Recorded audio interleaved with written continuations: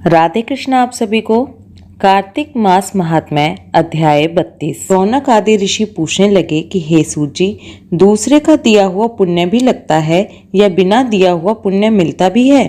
तब सूत जी कहने लगे कि बिना दिए हुए भी पाप पुण्य दोनों मिलते हैं। सतयुग, त्रेता और द्वापर में देश, गांव और कुल भी मनुष्य के किए हुए पुण्य और पाप के भागी होते थे, परंतु कलयुग में केवल कर्ता को ही पुण्य और पाप का फल भोगना पड़ता है। पढ़ाने से, यज्ञ कराने से या एक पंक्ति में बैठकर भोजन करने से भी मनुष्य दूसरों के पुण्य और पाप का चौथाई भाग परोक्ष रूप से पा लेता है। एक आसन पर बैठने, एक सवारी पर चलने, श्वास का स्पर्श होने और परस्पर अंग सट जाने से भी निश्चय ही पुण्य पाप के छठे अंश का फलभागी होना पड़ता है। स्पर्श करने से, बातचीत करने से तथा दूसरे की स्तुति करने से भी मानव पुण्य पाप के दशम अंश को ग्रहण करता है। देखने से, नाम सुनने से तथा मन के द्वारा चिंतन करने से दूसरे के पुण्य पाप का शतांश भाग प्राप्त होता है। जो दूसरे की निंदा करता, चुगली करता और उसे धिक्कार देता है, वह उसके किए हुए पातक को स्वयं लेकर बदले में अपने पुण्य को देता है। एक पंक्ति में बैठकर भोजन करने वाले लोगों में से जो किसी को परोसने में छोड़ देता है, उसके पुण्य का छठा भाग उस छोड़े हुए व्यक्ति को मिल जाता है। जो स्नान और संध्या आदि करते समय किसी को छूता या उससे बातचीत करता है, उसे अपने कर्म जनित पुण्य के छठे अंश को उस व्यक्ति के लिए निश्चय ही देना पड़ता है। जो धर्म के उद्देश्य से दूसरे मनुष्य से धन की याचना करता है, उसके पुण्य कर्म के फल को धन देने वाला व्यक्ति भी पाता है। जो दूसरे का धन चुराकर पुण्य कर्म करता है, उसका फल धनी को ही मिलता है, कर्म करने वाले को नहीं। जो मनुष्य दूसरे का ऋण चुकाए बिना ही मर जाता है, उसके पुण्य को धनी मनुष्य अपने धन के अनुसार बांट लेता है।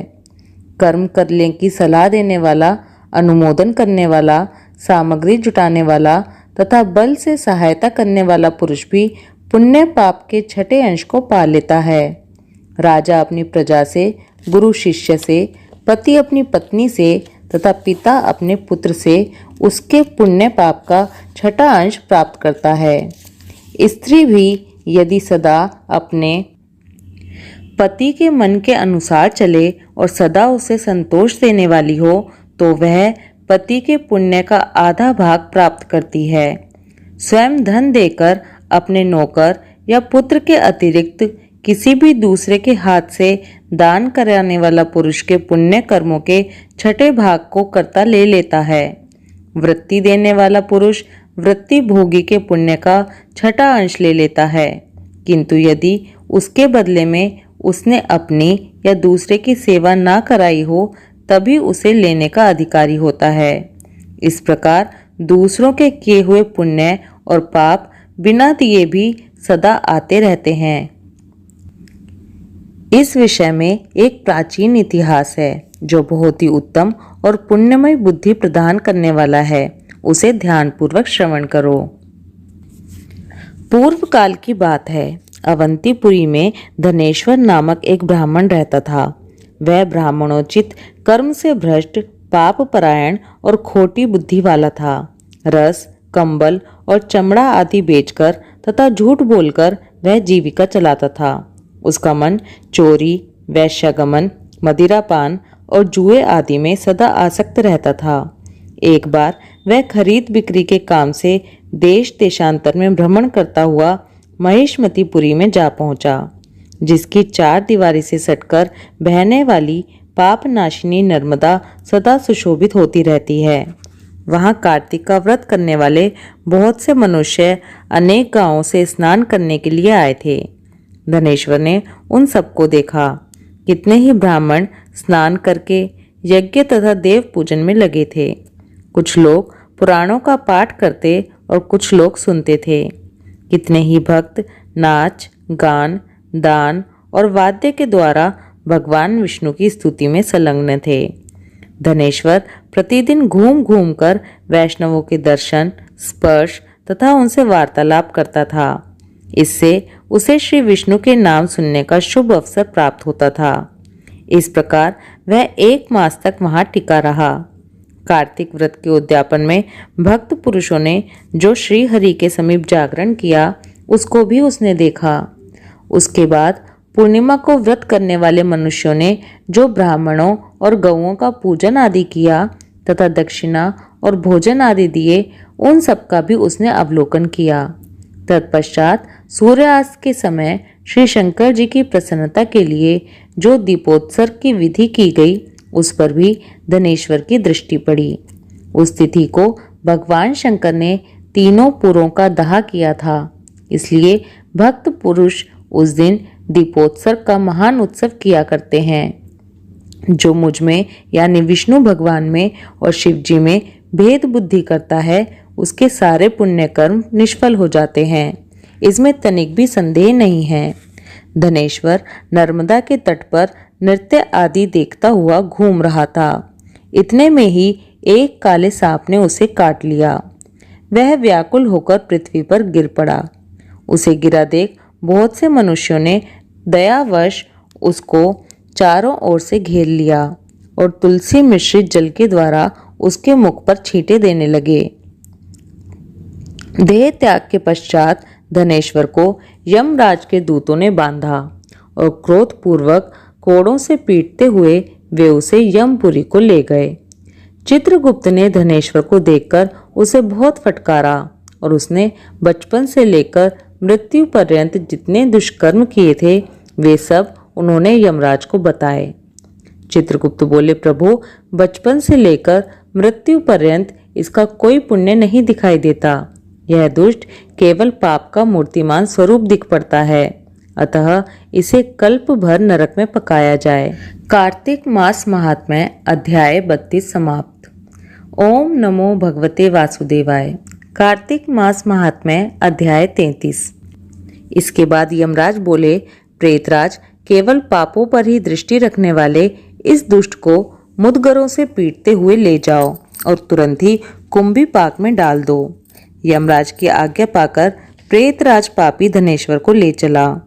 मुदगरों की मार से उसका मस्तक विदीर्ण हो गया था।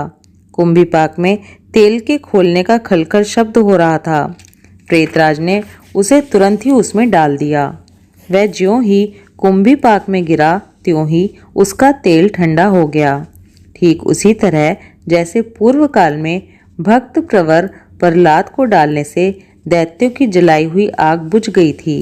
यह महान आश्चर्य की बात देखकर प्रेतराज को बड़ा विस्मय हुआ।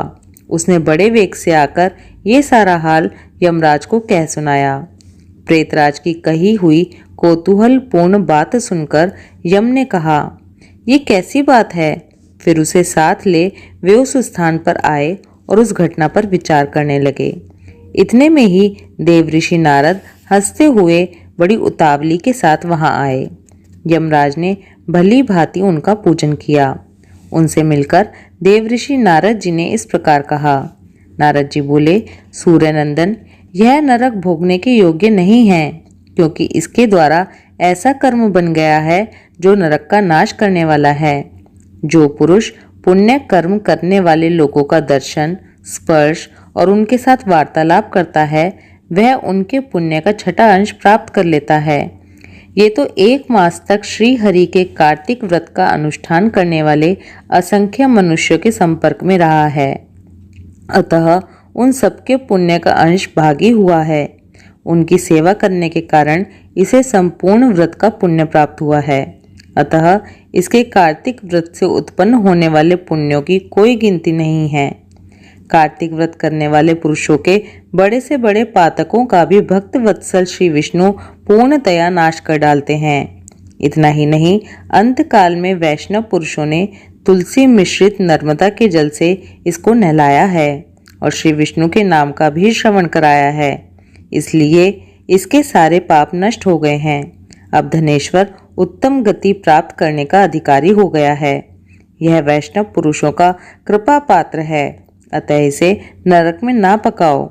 इसको अनिच्छा से पुण्य प्राप्त हुआ है, इसलिए यह यक्ष योनि में रहे और संपूर्ण नरकों के दर्शन मात्र से अपने पापों का भोग पूरा कर ले। यमराज को ये सब बताकर देवऋषि नारद वहां से चले गए। फिर यमराज अपने सेवक के द्वारा उस ब्राह्मण को संपूर्ण नरकों का दर्शन कराने के लिए वहां से ले गए। इसके बाद यम की आज्ञा का पालन करने वाला प्रेतराज धनेश्वर को संपूर्ण नरकों के पास ले गया और उनका अवलोकन कराता हुआ इस प्रकार कहने लगा, धनेश्वर, महान भय देने वाले इन घोर नरकों की ओर दृष्टि डालो। इनमें पापी पुरुष सदा यमराज के सेवकों द्वारा पकाए जाते हैं। यह जो भयानक नरक दिखाई देता है, इसका नाम तप्त बालुक है।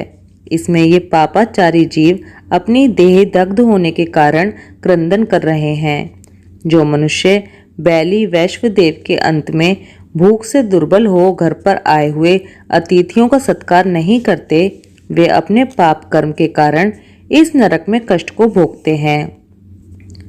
जो गुरु, अग्नि, ब्राह्मण, गौ, देवता तथा मूर्धाभिषिक्त राजाओं को लात मारते हैं, वे ही पापी यहाँ दृष्टिगोचर हो रहे हैं।